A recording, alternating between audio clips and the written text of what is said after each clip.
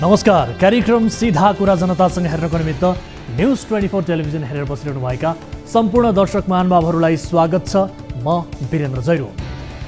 2058 साल जेठ 19 गते शुक्रबार राति 9 बजे नारायणहिटी दरबारभित्र भएको हत्याकाण्डमा राजा वीरेन्द्रको वंशनाश भयो। उनको परिवारभित्रका 5 सहित राजपरिवारकै अन्य 5 जना पनि मारिए। सेना प्रहरीको सुरक्षा घेराभित्रै राजा रानी समेतको हत्या भएपछि नयाँ राजा ज्ञानेन्द्रले हत्याकाण्डको सत्य तथ्य पत्ता लगाउन त्यो बेलाका प्रतिपक्षी दलका नेता माधव कुमार नेपाल सहितको 3 सदस्यीय छानबिन समिति पनि बनाए। तर माधव कुमार नेपाल राजपरिवारको वंशनाश गर्ने व्यक्ति र षड्यन्त्रको पर्दाफास गर्ने समितिबाट भागे। यस्ता नेता भएको देशमा हामी कञ्चनपुरकी बालिका निर्मला पन्तको हत्यारा खै भन्दै प्रश्न गरिरहेका छौँ। जुन देशमा राजा रानी नै सुरक्षित हुँदैनन् भने हामी जनता कसरी सुरक्षित हुन्छौँ होला?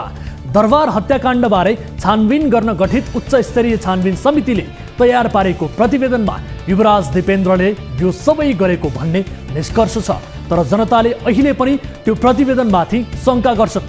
त्यो बेला पनि गरेकै थिए। अहिले शङ्का गर्नुमा धेरै कारणहरू छन्। तर त्यो बेला छानबिन समितिको प्रतिवेदनमा शङ्का गरिनुको कारण चाहिँ नयाँ राजा ज्ञानेन्द्रलाई उल्टो सल्लाह दिने उनका सल्लाहकार र दरबारियाहरूको पाखण्ड मुख्य थियो।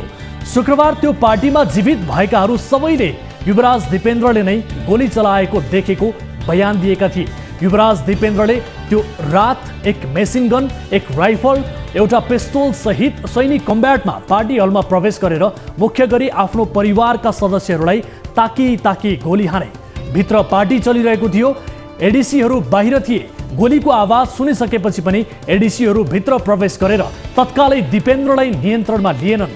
अर्को अर्थमा भन्ने हो भने राजा रानी मरिरहे, अङ्गरक्षकहरूले हेरिरहे। गोली प्रहार गर्ने व्यक्ति दिपेन्द्र नभएको उनको मुखुन्डो लगाएर अरू नै कसैले यो हत्याकाण्ड गराएको दाबी गर्नेहरू पनि छन्। विशेष गरी नयाँ राजा ज्ञानेन्द्र र उनका बिग्रेका छोरा पारसले गरेको षड्यन्त्र हो भन्नेहरू पनि भए। यदि यस्तै हुन्थ्यो भने गणतन्त्र आइसकेपछि त त्यो बेलाको षड्यन्त्रबारे प्रत्यक्षदर्शीहरूले केही बोल्नुपर्ने? आखिर किन अहिलेसम्म बोलिरहेका छैनन् त? राजा ज्ञानेन्द्रको सपरिवार जोगिनु, वीरेन्द्रको एकजना पनि नजोगिँदा यस्तो शङ्का स्वाभाविक थियो। तर त्यो बेलाका दरबारियाहरूले यो घटनालाई ढाकछोप गर्दा शङ्का अझै बढ्यो। डाक्टर राजीव शाही सहितको केही दरबारियाहरूले कतिसम्म गरे भने युवराज दिपेन्द्रले कालो पदार्थ सेवन गरेर खुट्टा टेक्न पनि नसक्ने अवस्थामा नसाको सुरमा हत्याकाण्ड गराएका हुन् भने। खुट्टै नटेकिने अवस्थाको व्यक्तिले एउटा मेसिन गन, अर्को राइफल, अर्को पिस्तोल बोकेर आएर ताकी ताली गोली हान्न सक्छ?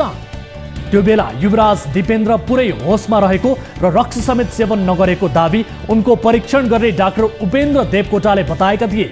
देवकोटाले त दिपेन्द्रको रगतको सेम्पल समेत कसैलाई थाहा नपाउने गरी झिकेर राखेका थिए ताकि उनले सेवन गरेको नगरेको विषयको जाँच गर्न सकियोस्। त्यो बेलाका दरबारियाहरू नेपालको राजपरिवार र सदस्यहरू शरीफ छन्, दिपेन्द्र पनि असल थिए, तर नसाको सुरमा त्यसो गरे भन्ने भ्रम जनतामा स्थापित होस् भन्ने चाहन्थे। अर्थात् जनतामा दरबारप्रति आस्था नमरोस् भनेर दिपेन्द्रले कालो पदार्थ खाएको भनेर प्रचार गरे। हत्याकाण्डमा 5 जना घाइते भएका थिए। घाइते हुनेमा श्रुतिका पति कुमार गोरख शमशेर पनि थिए। गोरख शमशेरकै काखमा श्रुतिले अन्तिम सास फेरेकी थिइन्। श्रुतिका 2 छोरीहरू अहिले हुर्किसकेका छन्। तर ती छोरीहरूले ज्ञानेन्द्र वा पारसको षड्यन्त्रमा आमा गुमाउनु परेको भन्दैनन्। गोरख शमशेरले पनि यस्तो कुरा कहिले पनि भनेनन्। हत्याकाण्डबारे नेपाली जनतामा अहिले पनि शङ्का छ। तर बाँचेकाहरूले अङ्ग्रेजीमा विदेशी टिभीहरूलाई अन्तर्वार्ता दिन्थे, नेपाली मिडियामा कहिले पनि बोलेनन्, जसका कारण पनि संशय मेटिँदै मेटिएन। दिपेन्द्रले प्रहार गरेको गोलीले गोरख शमशेरको दाहिने हातको बुढी औँला नै उछिट्टिएको छ। धेरैले भन्छन् पारसको षड्यन्त्र नभएको भए उसलाई चाहिँ दिपेन्द्रले किन छोडिदिए त? खासमा पारस जति जति उदण्ड काम गर्थे उनलाई जोगाउने व्यक्ति दिपेन्द्र नै हुन्थे। दिपेन्द्रका लागि गाजाको जोहो गरिदिने पनि पारस नै थिए। रामका लागि हनुमान के प्रिय थिए र? त्योभन्दा बढी प्रिय दिपेन्द्रका लागि पारस थिए। यही भएर दिपेन्द्रले पारसलाई ज्यान बक्स दिए। दिपेन्द्र स्वयंको चाहिँ घटनाको 3 दिनपछि जेठ 22 मा निधन भयो। सन्देहवादीहरूले दिपेन्द्रको मृत्यु घटना भएकै रात भइसकेको ठान्छन्। ज्योतिषीको दाबी अनुसार पृथ्वीनारायण शाहका 13 पुस्ता अशुभ हुने भएका कारण त्यो अशुभ दिपेन्द्रमा पारेर आफू राजा हुन ज्ञानेन्द्रले मरेका युवराजलाई पनि जीवित मानेर उनैलाई राजा बनाएको दाबी गरियो। दिपेन्द्रले आत्महत्या गरिएको भनेर प्रचार पनि गर्यो, तर त्यो जनतालाई विश्वास लागेन। जनताले दिपेन्द्र सहित राजपरिवारका सबैको शवको पोस्टमार्टम गर्नुपर्ने माग गरे, तर दरबारियाहरूले त्यसो हुनै दिएनन्। दिपेन्द्रको अन्त्येष्टि त काठमाडौँमा कर्फ्यू लगाएर गरियो। नयाँ राजा ज्ञानेन्द्रले गरेको अक्षम्य भूल यही नै थियो। त्यो बेला जनताले भने बमोजिम सबै कुरा पारदर्शी गरिदिएको भए जनताले नयाँ राजालाई स्वीकार गर्थे पनि होलान्, तर दरबारले घटनामा ढाकछोप गरे जस्तै प्रष्टै देखियो। अन्ततः जेठ 19 को त्यो रात नै नेपालमा गणतन्त्र स्थापना हुने आधार बन्यो। राजाको कुरा होइन, अहिलेका दलका शासक पनि अध्यारा कोठाहरूमा अपारदर्शी क्रियाकलापहरू गर्छन्। अपारदर्शिताले केसम्म गर्छ भन्ने राजा ज्ञानेन्द्रको नियतबाट वर्तमान शासकहरूले पाठ सिक्ने हो कि? आउन सुरु गरौँ जनताको चासो गुनासो र प्रश्न सहितको विशेष कार्यक्रम सीधा कुरा जनतासँग।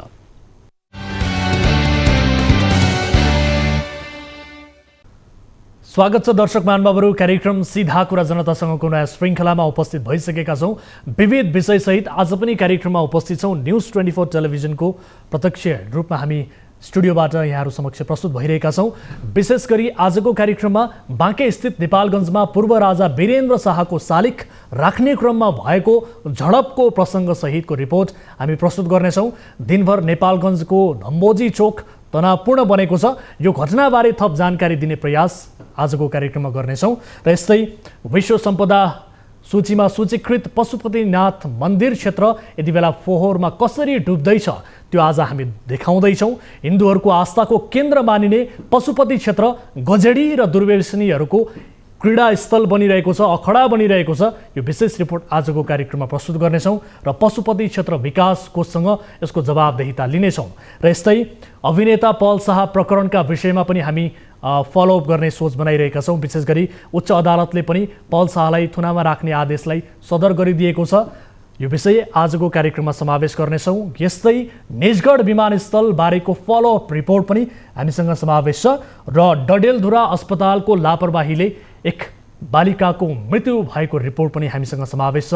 निमोनियाको उपचारका लागि अस्पतालमा बालिका लगियो, तर 3 घण्टासम्म डाक्टर उपस्थित नभएपछि ती बालिकाको मृत्यु भएको यति बेला परिवारजनको आरोप छ र स्थानीय बासिन्दाको आरोप पनि छ। अस्पतालको यो लापरवाही बारेको रिपोर्ट आजको कार्यक्रममा हामी देखाउनेछौँ। र यसबाहेक तपाईँ दर्शक महानुभावहरूसँगको प्रत्यक्ष कुराकानीमा हामी जोडिनेछौँ। कार्यक्रमको सुरुवात गरौँ ताली र गालीबाट। यसअघि हामीले सोधेको प्रश्न थियो, काठमाडौँ महानगरमा स्वतन्त्रबाट मेयरमा निर्वाचित बालेन शाहले मतगणनाकै अवधिमा नेकपा एमालेका अध्यक्ष केपी शर्मा ओलीसँग गरेको भेटलाई शङ्कास्पद भन्न मिल्छ? मिल्छ भन्नेले तालीमा र मिल्दैन भन्नेले गालीमा भोट गर्नुपर्ने थियो। जस अनुसार 40%ले तालीमा र 60%ले गालीमा मत जाहेर गर्नुभएको छ। दर्शकहरू स्क्रिनमा देखिरहनु भएको यो मत परिणाम अनुसार नवनिर्वाचित मेयर बालेन शाहले मतगणनाकै अवधिमा नेकपा एमालेका अध्यक्ष केपी शर्मा ओलीसँग गरेको भेटलाई शङ्कास्पद भन्न मिल्दैन भन्नेमा बढी मत परेको छ, अर्थात् गालीमा बढी मत परेको छ। र यसैबीच बालेन शाहले प्रधानमन्त्री शेरबहादुर देउवासँग समेत भेटघाट गरेको तस्बिरहरू सार्वजनिक भएका छन्। अब ताली र गालीका लागि आजको प्रश्न, धेरै अहङ्कार गरे काङ्ग्रेसको हालत एमालेको जस्तो बनाइदिने भन्दै नेकपा माओवादी केन्द्रका अध्यक्ष पुष्पकमल दाहाल प्रचण्डको चेतावनीले काङ्ग्रेस तर्सिएको हो भन्नेले तालीमा र होइन भन्नेले गालीमा भोट गर्नुहोला। हाम्रो पात्रोको एप्लिकेसनमा गएर ताली र गालीका लागि भोट गर्न सक्नुहुनेछ र भोटिङ सुरु हुन्छ अब आजको पहिलो विषय, मार्क्स लेनिन माओको फोटो नै पुजिने देशमा राजा वीरेन्द्रको शालिग आखिर किन विवादमा पर्छ? स्वर्गीय राजा वीरेन्द्रको शालिग पुनर्स्थापना गर्ने प्रयत्न नेपालगञ्जमा विवादमा परेको छ। राजा ज्ञानेन्द्रले संविधान मिचेर सत्ता हातमा लिएका कारण केही समय उनी विवादमा परे, तर राजा वीरेन्द्र नेपाली शाहवंशीय राजाहरू मध्येका एक सरल असल राजाका रूपमा चिनिन्छन्। उनलाई मन पराउनेहरूले उनको शालिग राख्छु भन्दा राजतन्त्र नै फर्केर आउने होइन होला। आखिर राजा वीरेन्द्रको शालिगले नेपालगञ्जमा किन तनाव उत्पन्न गर्यो त? टिभी जर्नलिस्ट ज्योति पन्थीको सहयोगमा तयार पारिएको यो विशेष रिपोर्ट हेर्नुहोस्। स्थानीय प्रशासनको अनुमति बिना राजावादीहरूले पूर्व राजा स्वर्गीय वीरेन्द्र शाहको शालिग पुनर्स्थापना गर्न खोजेपछि बिहिबार दिनभर नेपालगञ्जको धम्बजी चोक तनावपूर्ण बन्यो।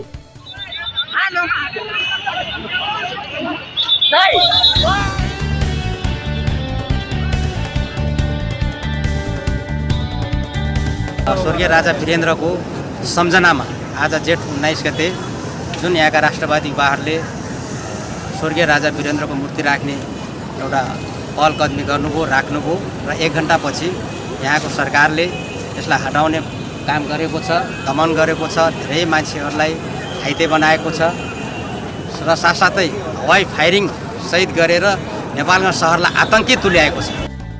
आज जेठ 19 गते राजा वीरेन्द्र शाहको वंशनाश भएको 21 वर्ष पुगेकै दिन पूर्व राजा वीरेन्द्र शाहको शालिग राख्न राजावादीहरू बाँके स्थित नेपालगञ्जको धम्बजी चोकमा उर्लिएका थिए। तर प्रहरीले चोकमा शालिग भने राख्न दिएन। त्यसपछि राजावादी र प्रहरीबीच ढुङ्गामुढा हानहान नै भयो। दुवै पक्षबीच झडप हुँदा दिनभर धम्बजी चोक तनावपूर्ण बन्यो।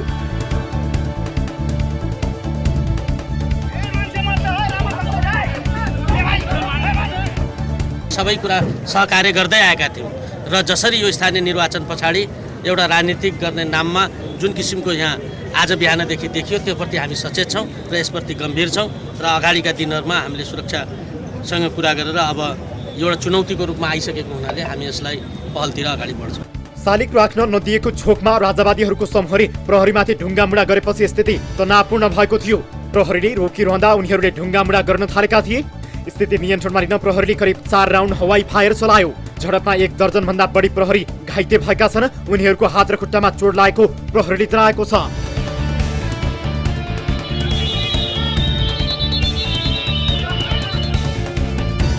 शालिगको नाममा नेपालगञ्जमा किन हुन्छ लफडा? बाँकेको नेपालगञ्ज राजावादीहरूको बाहुल्य भएको क्षेत्र मानिन्छ। नेपालगञ्जका विभिन्न चोकमा विगतमा पूर्व राजाका शालिग थिए भने हाल पनि त्यहाँ राजा त्रिभुवनको शालिग छ। तर पूर्व राजा ज्ञानेन्द्र र स्वर्गीय राजा वीरेन्द्रको शालिग भने गणतन्त्रवादीहरूले हटाएका थिए। त्यही शालिग हटाएको भन्दै राजावादीहरूले पुनर्स्थापना गर्न खोजिरहेका छन्। बिहिबार पनि यसअघि भत्काइएको शालिग पुनर्स्थापना गर्न खोज्दा तनाव भएको थियो। 2074 सालको स्थानीय तहको निर्वाचनमा नेपालगञ्ज उपमहानगरमा राप्रपाका महामन्त्री डाक्टर धवल शमशेर राणा प्रमुखमा निर्वाचित भएका थिए। तर यसपटक भने राप्रपाले नेपालगञ्जमा आफ्नो पकड कायम राख्न सकेको छैन। तर पनि राणाको प्रभाव भने यो क्षेत्रमा कम भएको छैन। राजाको शालिग राख्न नपाएको झोकमा शहीदको शालिग तोडफोड। यता वीरेन्द्र चोकमा शालिग राख्न नपाएको झोकमा राजावादीले जनआन्दोलनका शहीद सेतु विकको शालिगमा तोडफोड गरेका छन्। उनीहरूले सेतु विक चोकमा पुगेर विकको शालिगमाथि तोडफोड गरेका हुन्। प्रहरीले विकको शालिग तोडफोडमा संलग्न आरोपमा केहीलाई पक्राउ गरेको छ। दर्शकहरू, यस विषयमा थप कुराकानी गर्नका लागि जोडिनु भएको छ राष्ट्रिय प्रजातन्त्र पार्टीका महामन्त्री डाक्टर धवल शमशेर राणा हाम्रो सम्पर्कमा हुनुहुन्छ। डाक्टर साहब, यहाँलाई स्वागत छ कार्यक्रम सीधा कुरा जनतासँगमा। सबै दर्शकवृन्द मेरो नमस्कार।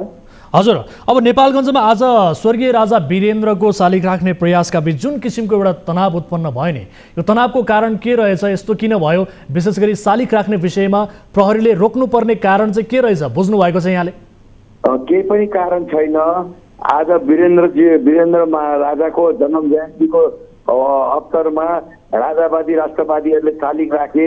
त्यो शालिगको बचाउमा राष्ट्रिय प्रजातन्त्र पार्टी पनि उत्रियो र पुलिस प्रशासनले बिना कुनै कारण अब राजनीतिक दबावमा त्यो कार्यकर्ताहरूलाई त्यहाँ जनता जनार्दनलाई धरपकड पकड गरे, आँसु ग्यास चलाए, हवाई फायर गरे र हात एक दुईजनाको हात खुट्टा पनि नराम्रोसित भाँचिएको छ। केही गिरफ्तारी परेको छन्। त्यस कारणले यो निन्दनीय घटनाको हामी घोर भर्त्सना गर्छौँ र यसको देशव्यापी रूपले विरोध भइरहेछ। अहिले पनि नेपालगञ्जको चौक चौकमा टायर बालेर कार्यकर्ता र जनताले आक्रोश पोखिरहेको छन्। त्यसै गरेर अरू सहरहरूमा पनि राखे जुलुस प्रदर्शनी भइरहेको छ।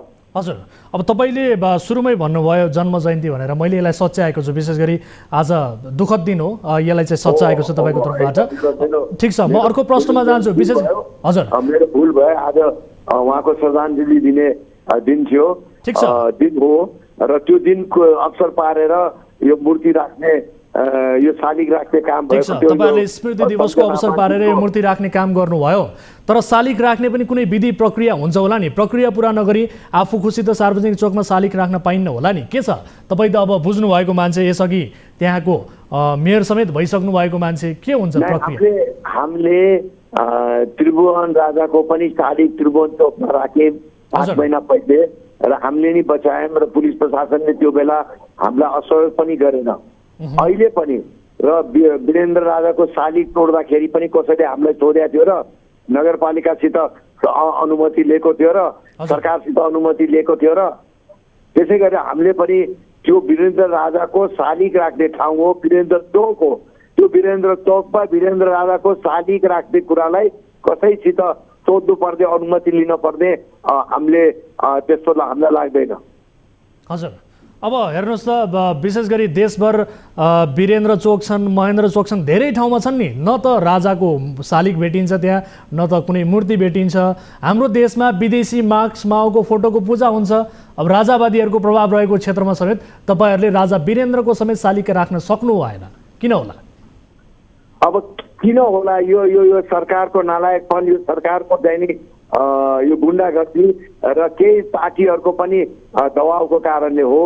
तर अब राष्ट्र देशभरिका चोकहरूमा, पुरानो ठाउँहरूमा सबै राज संस्थाको राजाहरूको चाहिँ शालिग राख्ने राप्रपाले योजना बनाएर अगाडि बढ्छ।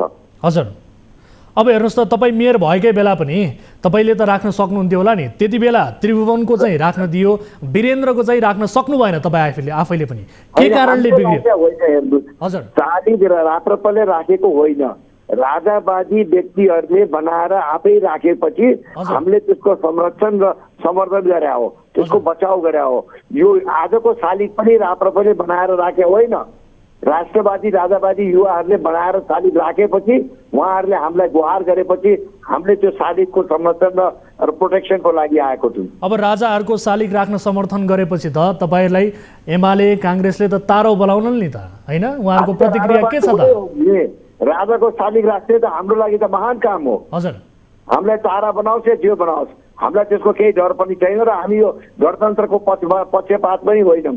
यो गणतन्त्र असफल छ र यो गणतन्त्र संहिता खारिज हुनुपर्छ भन्ने हाम्रो विचार र माग पनि हो, र हामीले सकेसम्म यसलाई खारिज पनि गर्छौँ। ठिक छ, तपाईँहरूका लागि त त्यो उत्साहको कुरा होला, तर तपाईँहरूले चाहिँ राख्ने, गणतन्त्रवादीहरूले चाहिँ भत्काइदिने, भत्काउने राख्ने, यो त चलिरह्यो त, यो ठिक भयो? त्यो त जनताले देखिराखेको छ नि, जनताले यसको निर्णय र यो को सही को गलत त अब आउने निर्वाचनमा गर्ला नि। अब राजाको शालिग राख्न नपाएको केसमा आजकै कुरा गर्ने हो भने यो झोकमा चाहिँ शहीद सेतु बिगको शालिगमा तोडफोड गरिएछ, यस्तो उदण्ड चाहिँ किन गरियो? त्यो गलत हो, त्यसको लागि त्यो गलत कुरालाई हामी गलत भन्छौँ। त्यसको गर्न हुँदैन थियो। त्यसको रिसमा, यहाँ प्रहरी दमनको रिसमा केही युवा केटाहरू गएर त्यो सेतु बिगको शालिगलाई तोडफोड गरे। त्यसको लागि हामी जिम्मेवार छैनौँ र हामीले त्यो कार्यको पनि निन्दा गर्छौँ। हेर्नुहोस् त डाक्टर साहब, शालिगलाई फोड्नु हुँदैन, शालिग फोड्यो भने त्यसले इतिहासलाई गिज्याउँछ भनेर भनिन्छ। तपाईँहरूले चाहिँ यसलाई राष्ट्रिय बहसका रूपमा ल्याउनै सक्नु भएन, आफ्ना समर्थकहरूलाई तपाईँहरूले बुझाउनै नसक्नु भएको हो कि अथवा के हो त? यसरी एकाएक जनआन्दोलनका शहीदको शालिग चाहिँ तोडिएको अवस्था छ। सुन्नुहोस् न, यो सेतु बिगको शालिग हामीले तोड्न लगाएको पनि होइन र हाम्रो त्यसमा केही हात पनि छैन। तर हाम्रो शालिग तोड्दाखेरि जुन बुद्धि तपाईँले मलाई दिइराख्नु भएको छ नि, त्यही बुद्धि त्यो गणतन्त्रवादीको आएन। डाक्टर साहब, शालिग राख्दाखेरि तपाईँहरू त्यो कुरामा चाहिँ समर्थन गरेर त्यसको डिफेन्ड गर्ने, तर तोडिएपछि त्यसमा हाम्रो कुनै पनि थिएन, हाम्रो त त्यो मतलबकै छैन विषय। हामीले त्यो तोड्न लगाएको पनि होइन र त्यो निन्दनीय काम हो। त्यसमा चाहिँ हामीले त्यसको चाहिँ कुनै पनि जिम्मेवारी पनि लिँदैनौँ र कुनै पनि त्यसमा हाम्रो हात छैन र हामीले त्यो गर्न लगाएको पनि होइन र त्यो काम बेठिक हो भनेर हामी नि भनिरहेको छौँ। डाक्टर साहब, यो राजाहरूको शालिग चाहिँ विशेष गरी एउटा इतिहासका रूपमा यसलाई संरक्षण गरेर राखौँ, मूर्तिहरू राखौँ भन्ने विषयमा तपाईँहरूले चाहिँ एउटा बहस गर्न सक्नु पर्थ्यो, गणतन्त्रवादीहरूलाई पनि कन्भिन्स गर्न सक्नु पर्थ्यो। यसलाई चाहिँ तपाईँहरूले राष्ट्रिय मुद्दा बनाउनै सक्नु भएन भन्ने प्रश्न मेरो। होइन, उहाँहरूले पनि त शालिग झिकौँ भनेर हामीसित बहस गर्न सक्थे नि। हामीलाई कन्भिन्स गर्न सक्थ्यो नि। त्यसका लागि त तपाईँहरूले इनिसिएसन लिनुपर्ने थियो नि, किनभने त्यसको संरक्षण गर्नुपर्ने दायित्व त तपाईँहरूमा अझ बढी हुन्छ। किन उनीहरूकोमा केही छैन, सरकार चलाइरहेछन्, देश चलाइरहेछन्, उनीहरूमा केही दायित्व हुँदैन, हाम्रो मात्र दायित्व हुन्छ। अरूले गरेन भन्दैमा तपाईँहरूले नगरेको हो त? होइन, त्यसकारण तपाईँहरूले यसलाई राष्ट्रिय विषय नबनाउनु भएको हो। हेर्नुहोस्, नेपालगञ्जमा गणेशमान चोक बन्दाखेरि मलाई युवाहरूले सोधे हामी त्यो बन्द दिन्न तोड्दिन्छ भने मैले खबरदार अर्काको आस्थामाथि तपाईँहरूले कुनै पनि यस्तो काम नगर्नुहोस् अर्कालाई चोट पर्दैन, उहाँहरूको आस्थाको कुरा हो, ठिक छ राख्न दिनुहोस् भनेर मैले आफै भने हो। गणेशमानको शालिग चोक बन्दाखेरि शालिग बन्दाखेरि तर हाम्रो आस्थाको केन्द्रबिन्दुका शालिग तोड्दाखेरि यिनीहरूको त्यो बुद्धि कहाँ गयो त? जे कुरा तपाईँले मलाई भनिराख्नु भएको छ त्यो कुरा गणतन्त्रवादीहरूलाई भन्नुहोस् तपाईँले। हेर्नुहोस् डाक्टर साहब, तपाईँहरूले चाहिँ विशेष गरी पुष्पलाल अनि त्यस पछाडि बिपीको शालिग राख्न हुन्छ, हामीले चाहिँ राजाको शालिग राख्न हुन्न भन्ने हिसाबले तपाईँले काङ्ग्रेस एमालेसँग पनि त अलिकति प्रश्न गरेर आफ्नो मुद्दाहरूलाई बलियो रूपमा अगाडि बढाएको भए हुन्थ्यो नि। बढाएकै हो। म नगरपालिकामा बोर्डमा हुँदाखेरि मैले कुरा उठाएकै हो, तर साथीहरूले अनुमति दिएन, उहाँहरूको पार्टीहरूले बोर्डका साथीहरूलाई अनुमति दिएनन्। अनुमति नपाएपछि राष्ट्रवादीहरूले शालिग राखे हो त्रिभुवनको र अहिले वीरेन्द्रको पनि शालिग राखे हो। हजुर, अब अन्तिम प्रश्न मेरो, विशेष गरी नेपालगञ्जमा राजा संस्था चाहिँ पक्षधर शक्तिको नेतृत्व गर्ने व्यक्तिका रूपमा तपाईँ परिचित हुनुहुन्छ होइन? अब यसकारण पनि तपाईँलाई हाम्रो प्रश्न के छ भने जनताकै शक्तिबाट वा भनौँ विधि प्रक्रियासम्म चाहिँ शालिग राख्नु भएको भए त केही न केही यसको प्रक्रिया त हुन्छ होला नि, प्रहरीसँग हानाहान गर्नुपर्ने त्यस्तो केही थिएन होला, अथवा यसलाई राख्नै पर्ने हिसाबले कुनै एउटा प्रक्रियागत विषय त थियो होला नि, प्रक्रिया पुरा गरेर राख्न सक्ने केही थिएन त्यस्तो? प्रक्रियामा जाँदाखेरि अहिलेका यी सत्ताधारी पार्टीहरूले सहमति दिन सक्ने स्थिति छैन र दिँदैनन्। हजुर, र जसरी उहाँहरूले आफै फोडेको शालिगलाई आफै राख्न दिन्छन्, हामीले त उहाँहरूको शालिग फोड्दै हिँडेका छैनौँ नि। हजुर, इतिहास त सबैका लागि साझा होला नि होइन? इतिहासको संरक्षण गर्नुपर्ने दायित्व सबैको होला। सबैको लागि साझा होइन।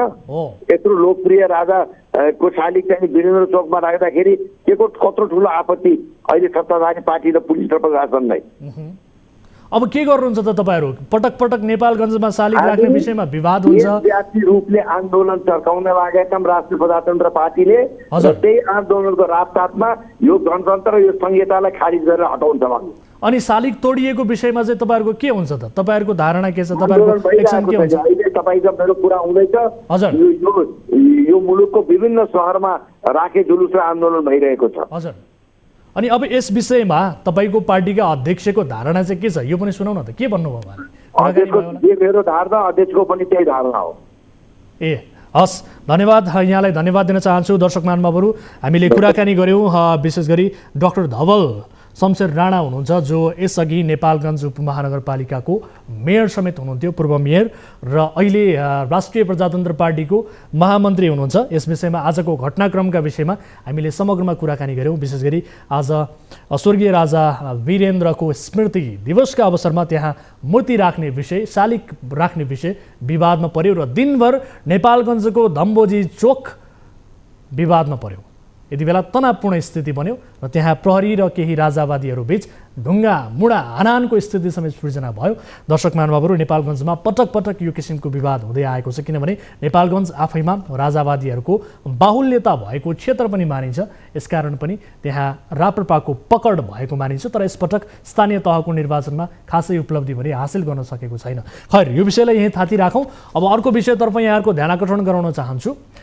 फागुन 15 गतेदेखि प्रहरी हिरासतमा रहेका अभिनेता पल शाहले 96 दिनको जेल जीवन बिताइसकेका छन्। बिहिबार शाह छुट्ने हल्लाले दिनभर सामाजिक सञ्जाल तात्यो, तर साँझपख उच्च अदालत पोखराले पल शाहलाई थुनामै राखेर बलात्कार मुद्दाको प्रक्रिया अघि बढाउने जिल्लाको आदेशलाई सदर गरिदिएको छ। तनहुँ र नवलपुर जिल्ला अदालतले शाहलाई थुनामै राखेर मुद्दाको प्रपक्ष गर्न आदेश दिएको थियो। त्यसविरुद्ध शाह उच्च अदालत पोखरामा पुगेका थिए। बिहिबार न्यायाधीश उज्जवल शुक्ल र श्रीधरा कुमारी पुडासैनीको संयुक्त इजलासले जिल्लाको आदेश सदर गरेको छ। अर्थात् पल शाहलाई उच्च अदालतले थुनामा राखेर थप अनुसन्धान गर्न आदेश दिएको छ। शाहले साधारण तारिखमा रिहा गर्न गरेको मागलाई अदालतले अस्वीकार गरिदिएको छ र यसै विषयमा थप कुराकानी गर्दैछौँ। पीडित नाबालिगको पक्षमा बहस गर्दै आउनुभएका अधिवक्ता राधिका खतिवडासँग। अधिवक्ताज्यू, यहाँलाई स्वागत छ कार्यक्रम सीधा कुरा जनतासँगमा। हजुर, अब मानिसहरू आज चाहिँ पल्सा छुट्ने नछुट्ने भन्ने किसिमको विषयमा बहस गरिरहेका थिए, उनीहरूमा कौतूहलता थियो। यद्यपि आज फैसला त थिएन होइन, उच्च अदालतले पनि पल्सालाई छोडेन भन्ने कुरा छ। उच्च अदालतले चाहिँ जुन सदर गर्यो जिल्ला अदालतको आदेशलाई, यो चाहिँ के हो खास गरी हाम्रा दर्शकहरूलाई बुझ्ने गरी भनिदिनुहोस् त। कानुनी भाषा जुन छ, कानुन अनुसार जुन प्रक्रिया आज अघि बढ्यो, दर्शकहरूले बुझ्ने गरी भनिदिनुहोस् त। उच्च अदालतले पनि जुन छाडेन भन्ने विषय छ, यो चाहिँ के हो? यो चाहिँ के हो भने अभिनेता पल्सालाई नाबालिका करणीको अभियोगमा जिल्ला अदालत नवलपुरले पनि थुनामा राख्ने आदेश गरेको थियो र जिल्ला अदालत तनहुँले पनि थुनामा राख्ने आदेश गरेको थियो। तत्काल प्राप्त प्रमाणबाट निज प्रतिवादी अभिनेता पल्सा चाहिँ कसुरदार हुन् भन्ने अदालतलाई लागेर उसले थुनामा राख्ने आदेश गरेको थियो र त्यो आदेशका विरुद्धमा 78 चैतको 18 गते नवलपुरको आदेशको विरुद्धमा र 2078 79 वैशाखको 13 गते चाहिँ यो तनहुँको आदेशका विरुद्धमा प्रतिवादी पल्साले चाहिँ मलाई यो आदेश अन्यायपूर्ण भयो, मैले चाहिँ थुनामा बसेर मुद्दा लड्नु पर्ने होइन भन्दै उच्च अदालत पोखरामा 73 नम्बरको निवेदन दर्ता गराएका थिए र त्यो 73 नम्बरको निवेदनलाई चाहिँ आज उच्च अदालत पोखराले सुनवाई गर्यो र सँगसँगै यो उच्च अदालत जिल्ला अदालत तनहुँले पल्साका म्यानेजर कृष्ण जोशीलाई 1 लाख रुपियाँमा छोडेको आदेशका विरुद्ध सरकारी वकिल कार्यालयले पनि यस्तै प्रकारले 73 नम्बरको निवेदन दर्ता गराएको थियो उच्च अदालत पोखरामा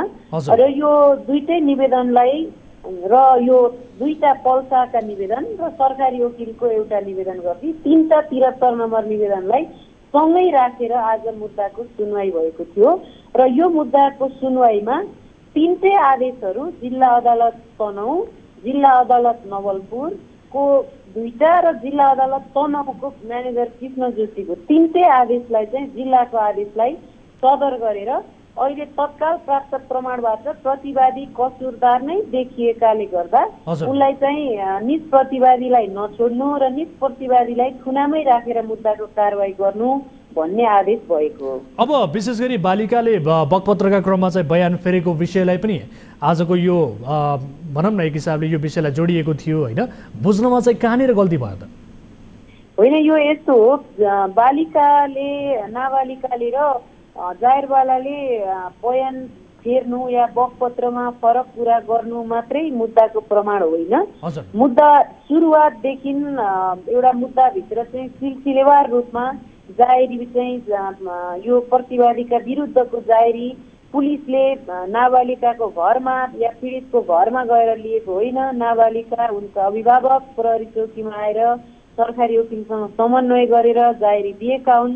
त्यो जाहेरी पनि एउटा प्रमाण हो। त्यस्तै गरी त्यसमा चाहिँ कागज गर्ने, प्रहरीमा गएर कागज गर्ने मानिसहरूको भनाइ छ, मेडिकल रिपोर्ट छ, अन्य मुद्दासँग सम्बद्ध घटनास्थल मुजुल्का छ लगायत धेरै प्रमाणहरू छन् जसले मुद्दामा महत्त्वपूर्ण अर्थ राख्दछन्। त्यस कारणले गर्दा पीडितले भन्दैमा मात्रै अन्य प्रमाणहरू खण्डित हुने अवस्था हुँदैन। अन्य प्रमाणहरू तथ्यसँग सम्बद्ध भएर आएका हुन्छन्। त्यस कारणले गर्दा अरू प्रमाणहरूलाई पनि मुद्दामा हेर्नुपर्छ र अझ नाबालिका भनेको सोचका हिसाबले, विचारका हिसाबले उसको भनाइ मात्रै मुद्दामा प्रमाणका रूपमा लाग्दैन, किनभने उसको परिपक्वता हुँदैन। त्यो भएको कारण नै ऊ नाबालिग हो। त्यो भएकोले गर्दा उसको भनाइलाई मात्रै आधार मानेर अहिले चाहिँ तत्काल प्राप्त प्रमाणबाट अन्य प्रमाणहरूले कसुरदार देखिएकोले त्यो भनाइलाई मात्रै आधारका रूपमा अदालतले लिएन र अरू प्रमाणहरूलाई समेत आधार मानेर थुनामा राखेको हो। अब बालिकाले मात्रै होइन, अन्यले पनि बयान फेरेका छन् भन्ने कुराहरू छ। बयान फेर्नेलाई चाहिँ के कारबाही हुन्छ यसबारे छोटोमा बताउनुहोस्, त्यस पछाडि अरू प्रश्न गर्नेछु। यसरी जाहेरी पहिला दिने, नेपाल सरकारलाई मुद्दा दायर गर्नलाई बाध्य बनाउने, त्यो मुद्दामा चाहिँ आफै जाने, प्रहरीमा कागज गर्ने र पछि चाहिँ बयान अदालतमा गएर फेर्ने मानिसहरूलाई 3 महिनासम्म कैद हुन सक्ने कानुनी व्यवस्था छ र जरिवाना पनि हुन सक्छ र त्यो 3 महिनासम्म कैद हुने या जरिवाना हुने नहुने चाहिँ अहिले होइन। यो भनेको चाहिँ खुनचेक आदेश मात्रै हो। यो 73 नम्बरको आदेश हो आजको आदेश भनेको। यो भनेको पछि जिल्ला सम्बन्धित जिल्ला तनहुँ जिल्ला अदालत र नवलपुर जिल्ला अदालतले आफ्नो मुद्दा फैसला गर्दाका बखतमा यदि त्यस्तो अदालतलाई लागेमा चाहिँ त्यसमा फैसलामा लेख्ने कुरा हो। अहिले त्यो विषय आदेश हुँदैन। अब मैले अघि पनि भने विशेष गरी धेरै मान्छेहरूले विशेष गरी पल शाहका फ्यानहरूले पल शाह आजै छुट्ने भन्ने किसिमको आजलाई यो फैसला नै हो कि भन्ने हिसाबले पनि बुझे होइन। तर अब चाहिँ यो यसको फैसला कहिले हुन्छ, यो घटना चाहिँ कसरी अगाडि बढ्छ, अनुसन्धान कसरी अगाडि बढ्छ, प्रक्रिया के हुन्छ, यसबारे स्पष्ट पारिदिनुहोस् त, अलिकति दर्शकहरूले बुझ्ने गरी भनिदिनुहोस् त। अब यसमा चाहिँ के हुन्छ भने जिल्लाले गरेको आदेशलाई चित्त नबुझेर प्रतिवादीहरू उच्च अदालतमा आउनुभएको हो र नेपाल सरकारलाई पनि म्यानेजरलाई छोडेको आदेशलाई चित्त नबुझेर उनीहरू उच्च अदालत नेपाल सरकार गएको हो। अब यसमा चाहिँ जिल्ला अदालतमा दुईटै मुद्दा चलिरहेको र विचाराधीन अवस्थामा रहेको कारणले मुद्दासँग सम्बद्ध प्रमाणहरू बुझ्ने पटक पटक आदेश हुन सक्छन्। जस्तो अब बकपत्र त सकियो तर मुद्दासँग सम्बद्ध प्रमाणहरू छन्, उनीहरूको म्यासेजहरू विधि विज्ञान प्रयोगशालाबाट प्रमाणित गरेर लगिएका विषयहरूलाई के हो भनेर बुझ्न सक्छ। त्यसपछि डाक्टरलाई बुझ्न सक्छ जसले मेडिकल रिपोर्ट गरेका छन्। त्यसपछि घटनास्थल मुजुल्कामा कागज गरेका प्रहरीमा गएर कागज गरिएका मानिसहरू छन्, उनीहरूको भनाइहरू के हो भनेर बुझ्न सक्छ। लगायत मुद्दासँग सम्बद्ध धेरै प्रमाणहरूलाई अदालतले अझै आदेश गरेर बुझ्छ र त्यो सबै प्रमाणहरू बुझिसकेपछि जब मुद्दाको अङ्ग पुग्छ त्यसपछि मात्रै फाइनल हियरिङ हुन्छ। र अहिले मैले पाएको जानकारी अनुसार अझै मुद्दामा धेरै आदेशहरू हुन बाँकी छ। धेरै मानिसहरूले गएर अदालतमा बकपत्रहरू गर्न बाँकी नै छ र यो सम्पूर्ण चिजहरू बुझिसकेपछि मात्रै मुद्दाको फाइनल हियरिङ हुन्छ। अब हामीलाई जानकारी प्राप्त भएअनुसार विशेष गरी चर्चा चलेअनुसार पीडित चाहिँ होस्टाइल भएको सोही कारण बयान फेरेको भन्ने कुराहरू पनि छ। तपाईँ त पीडितकै पक्षमा बहस गरिरहनु भएको होइन, के लाग्छ?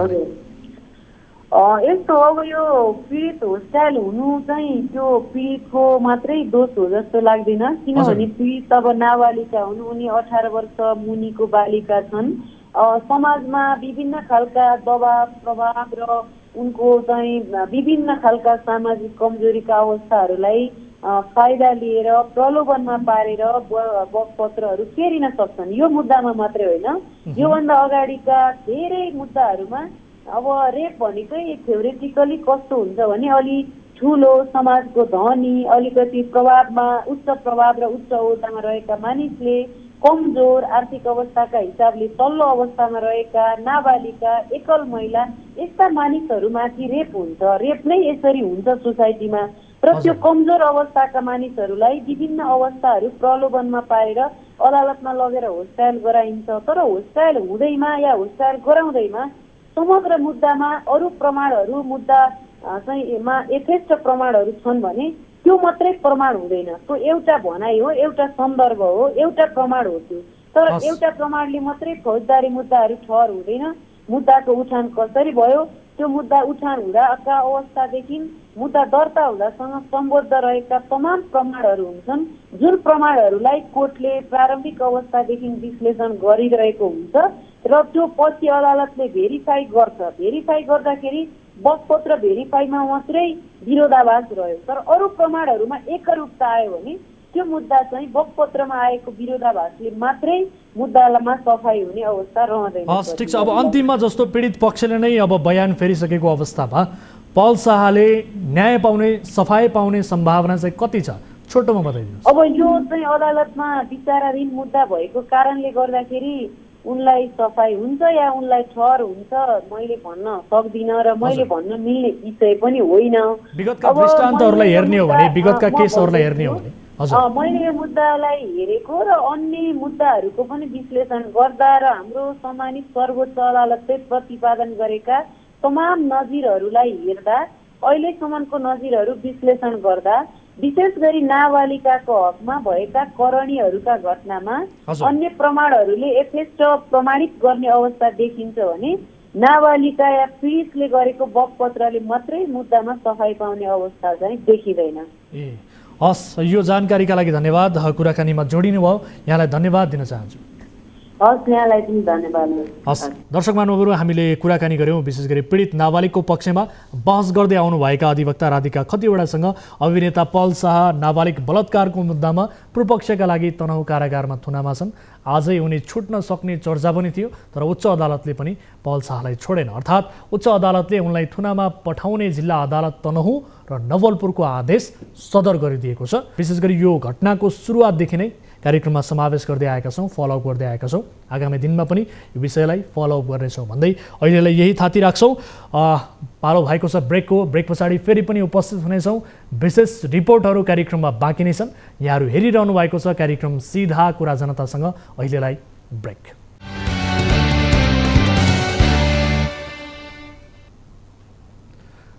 ब्रेकपछि स्वागत छ दर्शक महानुभावहरू कार्यक्रम सिधा कुरा जनतासँगमा। अब अर्को विषय, भगवान पशुपतिनाथको सेवामा बसेका हौँ भन्नेहरूले 11 किलो सुन खाएको घटनाको अनुसन्धान रहस्यमय तरिकाले रोकिरहेका बेला पशुपतिनाथमा अरू समस्या पनि थपिन थालेका छन्।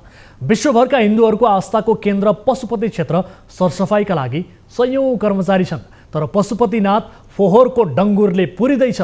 सुनको गजुर, सुनकै जलहरी, चाँदीको ढोकाको अब कुनै अर्थ भएन, किनभने पशुपतिको संरक्षण गर्नेहरूमाथि सुन खाएको आरोप छ। श्रद्धालुहरू नै बिरामी पर्ने गरी फोहोर पशुपति क्षेत्रमा छ। यहाँ धेरैलाई हिन्दू राष्ट्र चाहिएको छ, तर पशुपतिनाथको महिमा ध्वस्त भइरहँदा बोल्ने र केही गर्ने फुर्सद जिम्मा लिएकाहरूलाई समेत छैन। पशुपतिनाथ कसरी विकृतको अखडा बनिरहेको छ, कसरी फोहोरको डङ्गुरमा परिणत हुँदैछ त, यो विशेष रिपोर्ट हेर्नुहोस्।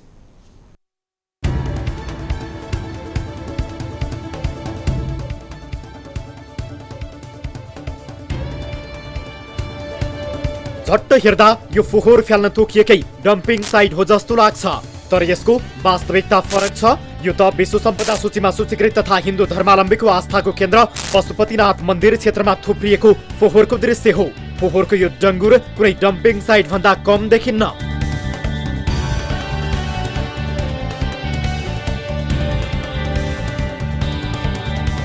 पशुपति क्षेत्रमा रहेको बनकाली धर्मशाला अगाडि अहिले यसै गरी फोहोर थुपारिन्छ र यसरी थुपारिएको फोहोर 2 हप्तादेखि उठ्न सकेको छैन।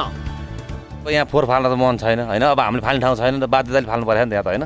अब हामीले फोहोर फाल्न त 2टा सिसा लाएर जानु पर्यो, नत्र गनाएर यस्तो फोहोर छ, गाडी बिग्रिन्छ त्यतिकै होइन त। यहाँभन्दा त अन्त व्यवस्थित ठाउँ भयो भने त राम्रो हुन्थ्यो भन्ने हामीले त्यही सोच गर्न भनेको। यो राम्रो लागिरहेको छैन। राम्रो त अब यो धर्मशाला भत्किया छ, यसको उ गर्नु पर्यो, बनाउनु पर्यो यहाँ त होइन। पहिला जस्तै कन्टिन्यू भयो त राम्रो हुन्थ्यो, सो अर्कै वातावरण देखिन्थ्यो। सबैभन्दा लाजमर्दो कुरा त फोहोरले आक्रान्त बनेपछि भक्तजनहरू नाक थुनेर हिड्डुल गरिरहेको दृश्य देखिन्छन्। दुर्गन्ध यति तीखो छ कि मास्कले समेत छेक्दैन। फोहोरको यो डङ्गुरले पशुपति क्षेत्र नै दुर्गन्धित बनेको गुनासो छ। गन्धका कारण धर्मशालामा बस्ने मानिसहरू बिरामी समेत पर्न थालेका छन्। असर धेरै भएको छ। यहाँ गनाएर झिँगा भन्केर हामीले धेरै असर परेको छ। यसको लागि कति सफा गर्दैन, कति पुर्छ, हेर्नु यहाँ पुरा पुरिरहेको छ। हामीले सफा गर्दैन, कुनै विकासको चाहिँ केही गरेको छैन। बनकाली धर्मशाला क्षेत्रमा देखिएको फोहोर देखेर आश्चर्यमा परेका हामीलाई समग्र पशुपति क्षेत्र परिसरको अवस्था कस्तो छ भन्ने कौतूहलता जाग्यो। त्यसपछि हामी परिसरमा फोहोरको अवस्था हेर्न निस्कियौं।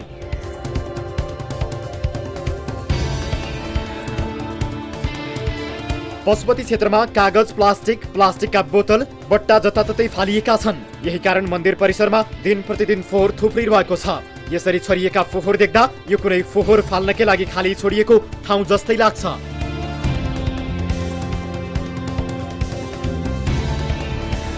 फोहोरको मामलामा व्यापारी समेत गैर जिम्मेवार। मन्दिरमा पूजा गर्न वा घुम्न जानेहरूले पनि सरसफाई सम्बन्धी अनुशासनलाई पालना नगरेको प्रश्न देखिन्छ। यहाँ पसल खोलेर बसेका व्यापारीहरू पनि फोहोरको मामलामा गैर जिम्मेवार देखिएका छन्। अर्थात् उनीहरूले पसलबाट निस्केको फोहोर पसल अगाडि सडकमै फाल्ने गरेका छन्। पसलबाट निस्किने फोहोर व्यवस्थापनका लागि एउटा डस्टबिन समेत राखेका छैनन्। सडकमा प्लास्टिक जन्ने फोहोर छरिएर रहेको देखेपछि हामीले व्यापारीहरूलाई किन गैर जिम्मेवार भएको भनी प्रश्न गर्यौं र उनीहरूको पसल अगाडि छरिएको फोहोर सफा समेत गर्न लगायौं। जिम्मेवार बन्नु पर्दैन दाइ उठाउनुहोस् न तपाईँ उठाउनुहोस् होइन तपाईँ उठाउनुहोस् यो फोहोर उठाउनुहोस् होइन तपाईँ उठाउनुहोस् यो फोहोर उठाउनुहोस् झोला निकाल्छु के झोला झोला निकालेर फोहोर उठाउनुहोस् यो सबै फोहोर उठाउनुहोस् बढाउनु पर्दैन तपाईँहरूले अगाडि कसरी मान्छे आउँछ पसल अगाडि यस्तो गर्ने हो तपाईँहरूले अनि यति धेरै मान्छेहरू आइरहेछन् यसलाई एउटा डस्टबिन राखेर व्यवस्थापन गर्न सक्नुहुन्न तपाईँहरू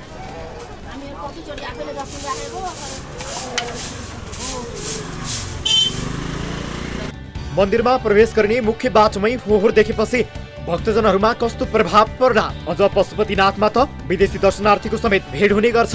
फोहोर राख्ने डस्टबिन समेत नहुनुमा व्यापारीहरूको जवाफ थियो, डस्टबिन त राख्छौं तर रातिको बेला चोरी हुन्छ। उल्टै उनीहरू पशुपति क्षेत्र विकास कोषलाई दोष दिँदै भन्छन्, बिहान एकपटक मात्रै सफा गर्ने अनि दिनभरको फोहोर चाहिँ कसले उठाउँछ? यो फोहोरहरू सफा गर्नुहोस्। किन यो पसल अगाडि यस्तो प्लास्टिक जन्ने फोहोरहरू राख्नु भएको? डस्टबिन छैन? यति धेरै मान्छेहरू यो भ्रमण गर्ने ठाउँमा आउने ठाउँमा हजुर भन्नु न ल भन्नुहोस्। डस्टबिन छ है, डस्टबिन छ हाम्रोमा। डस्टबिन यहाँ बेलुका राख्यो होइन, खातेपातीले उठाएर लगिदिन्छ। हाम्रो डस्टबिन जहिले हराइरहेको हुन्छ कि त्यो कारणले हामीले राख्न मिलेन कि। भनेको त्यो दिउँसो चाहिँ मजाले अगाडि फोहोर होस् जे होस् मतलब छैन त्यसो। बेलुका उठाउनुको दिउँसोभरि यतिका धेरै मान्छेहरू भक्तजनहरू आउँछ होइन यो ठाउँमा? आउँछ कि आउँदैन? उहाँहरूले कस्तो फिल गर्नुहुन्छ? पसल अगाडि फोहोर छ, तपाईँको यो फोहोर नागेर तपाईँको पसलमा जाने? हावाहुरीको सिजनमा दुनियाँ ठाउँबाट आउँछ त्यो धुलो, डस्टबिन कार्टुन राख्यो भने खाटेहरूले लिएर जान्छ। एउटा खाटे टहलाउन नसक्ने विकास कोषले के गर्छ? फोहोर सफा गर्ने कर्मचारी आउँछ कि आउँदैन तपाईँहरूको?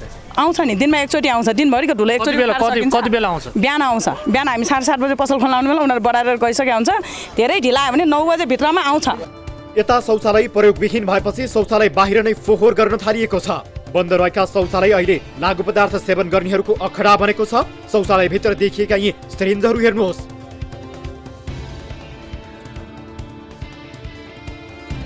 केही व्यापारी तथा सर्वसाधारणले हाम्रो क्यामेरा अगाडि बोल्न डर माने पनि पशुपति क्षेत्र विकास कोषको लापरवाही बारे खुलेरै बोले।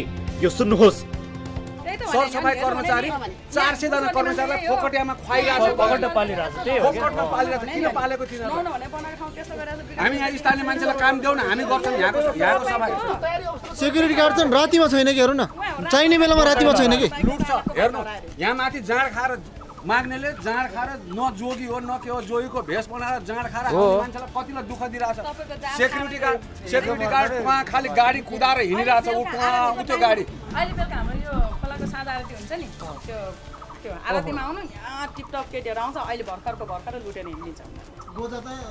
अहिले भर्खरको भने टिपटप एकदम भ्याइपी बनाएर पुलिसहरू आउँदाखेरि सोध्नु है के भन्छ थाहा छ? सबहरू यहाँ नहिँड्दै जानु छ, ऊ फल्नाले यसरी लुट्छ भन्छ। कसले भन्दा ड्रेस लगाएको पुलिसले लुट्छ थाहा छ नि, त्यसले ठाउँमा किन नराखेन? उनीहरूको त अधिकार छ नि, हाम्रो पो छैन। पुलिसले डाइरेक्ट फल्नाले लुट्छ है भन्छ। सुरक्षित छैन पशुपति क्षेत्र, चोरी र लुटपाट बढ्दै। पछिल्लो समय पशुपति क्षेत्रमा सर्वसाधारणका लागि सुरक्षा चुनौती बढेको छ। चोरी र लुटपाटका घटना बढ्दै गएका छन्। यतिसम्म कि क्रियापुत्री भवन परिसरबाट समेत चोरी हुने क्रम बढ्दो छ। क्रियापुत्री भवन भित्रै मोटरसाइकल पार्किङमा राख्दा चोरी भएपछि तनावमा रहेको युवाको गुनासो सुनौ। के भयो भन्दाखेरि हामी उसलाई के अरे क्रियापुत्रीमा बसिरहेछौँ है, उसलाई कुर्नालाई बसिरहेछौँ है। यहाँ 200 सीसीको मेरो एनएसको बाइक थियो। त्यहाँ यहाँ अब म हिजो हराएँ कि राति 8 बजीदेखि 11 बजीसम्म पार्किङ गरेको। घर जान फर्किन हेर्छु भन्दा त बाइकै छैन कि। अब कहाँ जानु भन्नु न? सिसिटिभी केही पनि छैन कि। कहाँ गर्नु? पुलिसलाई भनौँ अब बाहिर लग्यो, नम्बर प्लेट चेन्ज गर्छ, अब त गयो भन्छ पुलिसले। भक्तजनहरूका लागि दिन प्रतिदिन सुरक्षा चुनौती थपिँदैछ। तर पशुपति क्षेत्र विकास कोषले सुरक्षामा खटिने कर्मचारी त परेको कुरा, सीसी क्यामेराको समेत उचित व्यवस्था गर्न सकेको छैन। सफाई कर्मचारी मात्रै 50 जना पाल्छ विकास कोषले। उसो त परिसरको सफाईका लागि भन्दै पशुपति क्षेत्र विकास कोषले 50 जना कर्मचारीले रोजगारी दिएको छ। त्यसबाहेक नेपाल आयल निगमले 10, एनआइबिएल ब्याङ्कले 40 र एसबिआई ब्याङ्कले 10 जना कर्मचारी परिसरकै सरसफाईका लागि खटाएका छन्। तर पनि पशुपति क्षेत्रको वातावरण दुर्गन्धित भइरहेको छ। सब दाह संस्कार गर्दा वातावरण शुल्क भन्दै 5000 सम्म असुल छ कोषले। यता सब पशुपति आर्यघाटमा दाह संस्कार गर्न लाग्ने शुल्कको शीर्षकमा वातावरण शुल्क भनी 1000 देखि 5000 सम्म विकास कोषले असुल छ। आर्यघाट चिता नम्बर 2 मा सब दाह संस्कार गर्दा वातावरण शुल्क 5000 लिने गरिएको छ भने भस्मेश्वर घाट चिता नम्बर 1 देखि 10 सम्ममा दाह संस्कार गर्दा 1000 असुल्ने गरिएको छ। यो हेर्नुहोस्।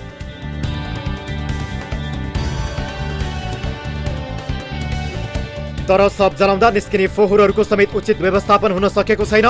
विकास कोषले वातावरणका नाममा शुल्क असुले पनि वातावरण स्वच्छ हुनुको साटो उल्टै बिग्रिँदै गएको सर्वसाधारणको गुनासो छ। दर्शक महानुभावहरु, यस विषयमा थप कुराकानी गर्नका लागि जोडिनु भएको छ पशुपति क्षेत्र विकास कोषका प्रवक्ता रेवती रमण अधिकारी। प्रवक्ताजी, यहाँलाई स्वागत छ कार्यक्रम सीधा कुरा जनतासँगमा। हजुर, धन्यवाद। हजुर, अब पशुपति क्षेत्र विकास कोष र अन्य संस्था सहित पशुपति क्षेत्रको सफाईमा भनेर झन्डै 100 कर्मचारीहरू पालिएको रहेछ। कोषको काम कर्मचारी पाल्ने मात्रै हो कि सरसफाईमा पनि लगाउने हो सर? पहिलो कुरा कर्मचारी पाल्ने भन्दा पनि कर्मचारीलाई इम्प्लोय गर्ने र आवश्यकता अनुसार कोषको आवश्यकता अनुसार यो क्षेत्रको आवश्यकता अनुसार पशुपति क्षेत्र विकास कोषको स्थापनाको उद्देश्य पूरा गर्नका लागि कर्मचारी विभिन्न सेक्टरमा सफाई, सुरक्षा, प्रशासन, लेखा, इन्जिनियरिङ लगायतका विषयमा लगायतका शाखा महाशाखामा दरबन्दी अनुसार कर्मचारीहरूको भर्ना गरिएको हुन्छ। हामी पर्टिकुलरली सरसफाई गर्ने कर्मचारीहरूको विषयमा बोलौँ न सर। आज उहाँहरूको विषयमा कुराकानी गरौँ न। उहाँहरूको काम सरसफाई गर्ने हो कि अथवा के हो त? यसबारे स्पष्ट सरसफाई गर्ने नै हो। सरसफाई गर्ने नै हो। सरसफाई गर्नका लागि नै पशुपति क्षेत्र विकास कोषले मानव संसाधन महाशाखा अन्तर्गत वातावरण संरक्षण शाखा र त्यो अन्तर्गत एकजना अफिसरको नेतृत्वमा 2 जना सहायक लेभलका कर्मचारी र बाँकी सफाई गर्ने श्रेणीविहीन स्तरका कर्मचारीहरू राखेको छ र उहाँहरूले 2 शिफ्टमा बिहान र दिउँसो 2 शिफ्टमा कम्तीमा 2 पटक पशुपतिका विभिन्न क्षेत्रहरूमा, फेरि यसको कर्मचारीको कुरा यहाँले सङ्ख्या लगभग मिलाएरै भनिसक्नु भएको छ। लगभग 100 जनाको कुरामा पशुपति क्षेत्र विकास कोषको आफ्नै स्थायी कर्मचारीहरू लगभग 50 जना, त्यसबाहेक अन्य संस्थाहरूको ठिक छ, अन्य ब्याङ्कहरूबाट को तर्फबाट पनि लगभग 50-60 जना लगभग। ठिक छ, झन्डै 100 जना। मैले अघि पनि भने रिपोर्टमा पनि देखाएँ। हजुर, 100 जना भन्दा बढी, अझ बढी। तर पशुपति क्षेत्र परिसरको सरसफाइको अवस्था हेर्नु भएको छ सर?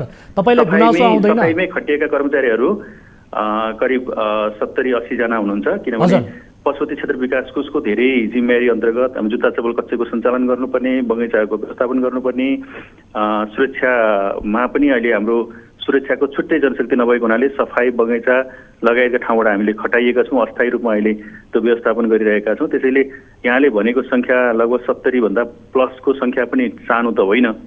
फेरि पनि पशुपति क्षेत्र विकास कोषको सरसफाइ गर्ने क्षेत्र भनेको यो तिलगङ्गादेखि लिएर गौशाला माथि चोकदेखि लिएर भण्डारखाल जङ्गलदेखि लिएर माथि उमाकुण्ड मित्र पार्कदेखिको गुहेश्वरीसम्मको क्षेत्र ठुलो क्षेत्र पनि छ। सङ्ख्या ठुलो देखिए पनि यसको क्षेत्र पनि ठुलो छ।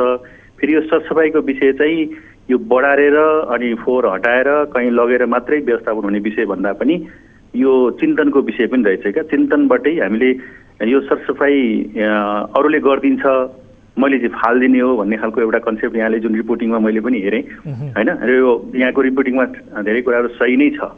किनभने हामी प्रत्यक्ष रूपमा हामीले पनि फिल्डमा हेरिरहेको विषय भएको हुनाले अब यो सबै विकास कोषले गर्नुपर्छ। हामीले त फोहोर गरिदिने हो होइन, बिहान एकचोटि मात्रै आउँछ भनेर कर्मचारीहरूको रिपोर्टिङ यहाँ मैले सुने।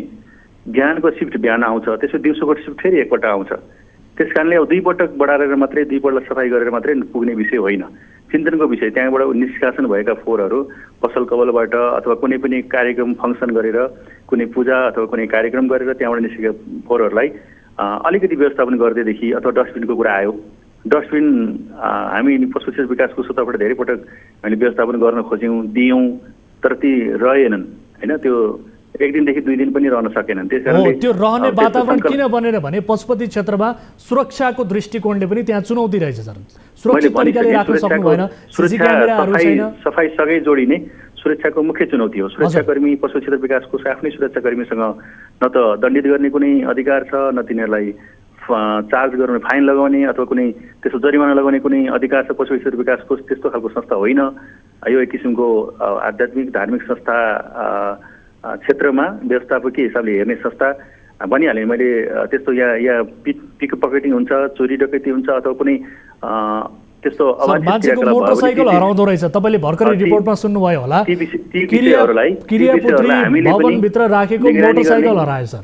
हेर्नुहोस् त, त्यही भएर त्यही मैले भनिसकेँ सुरक्षाको यहाँ कमी छ। सुरक्षाको हामीले धेरै प्रत्याभूति यहाँ दिन बाँकी नै छ। किनभने फेरि यस्ता विषयहरू हामीले निगरानी गर्ने हो, हेर्ने हो र हाम्रा सुरक्षाकर्मी मार्फत त्यस्ता विषयहरूलाई फेरि नेपाल प्रहरी प्रशासनसँगै बुझाउने हो र त्यसको कारबाही गर्ने, त्यसलाई दण्डित गर्ने, त्यस्ता विषयहरू हुन नदिने चाहिँ नेपाल सरकारको सुरक्षा निकाय नेपाल प्रहरीकै भएको हुनाले र यस क्षेत्रमा प्रहरी लगायत सुरक्षा निकायहरूको चाहिँ अब अलिकति प्रभावकारी कार्यान्वयन हुन प्रभावकारी त्यहाँ रेखदेख अनुगमन र नियन्त्रण हुन जरुरी छ।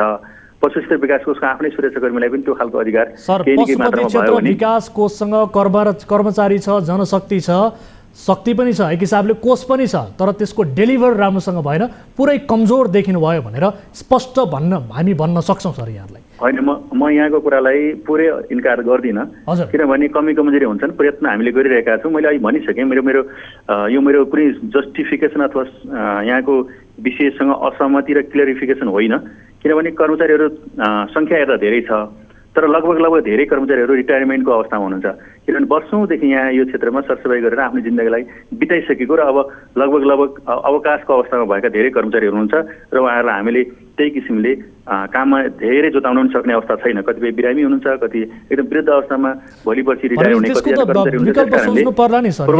सरसफाइ नभएको कुरासँग म सहमत हुँदै भनिहालेँ। त्यसको फेरि हेर्ने रेखदेख गर्ने छुट्टै शाखा, त्यहाँ छुट्टै कर्मचारीहरू र यहाँको सुझावलाई हामीले मनन गर्दै यस क्षेत्रमा फेरि अघि भनेको कुरालाई जोड्दै के भन्छु भने हामीले विशेष सरसफाइ अभियानहरू भनेर हामीले शनिबार हामीले साप्ताहिक रूपमा विशेष हेर्नुहोस् है, ठिक छ, कसैले फोहोर गर्छ भने तपाईँ सर प्रवक्ताजी मेरो प्रश्न सुनिदिनुहोस्, यदि कसैले परिसरभित्र फोहोर गर्छ भने त्यसलाई समातेर कारबाही गर्नु पर्यो, यदि कसैले त्यहाँभित्र चोरी लुटपाट गर्छ भने त्यसलाई समातेर कारबाही गर्नु पर्यो नि सर। यो एक्सनमा जाने कुरामा पनि तपाईँहरू कमजोर देखिनु भयो, त्यसकारण पनि यस्ता घटनाहरू बढे भन्ने गुनासो छ के सर? मैले भनिसकेँ, हजुर, पशुपति क्षेत्र विकास कोषलाई आफै दण्डित गर्ने, कारबाही गर्ने त्यस्तो अधिकार प्रहरी कहाँसम्म पुर्याउने त कुरा होला नि, हामीले तपाईँले कारबाही गर्नुपर्छ भनेर भनेको होइन, कारबाही गर्ने निकाय छ, त्यसका लागि समन्वय गर्ने आफ्नो प्रभाव त देखाउनु पर्यो नि तपाईँहरूले।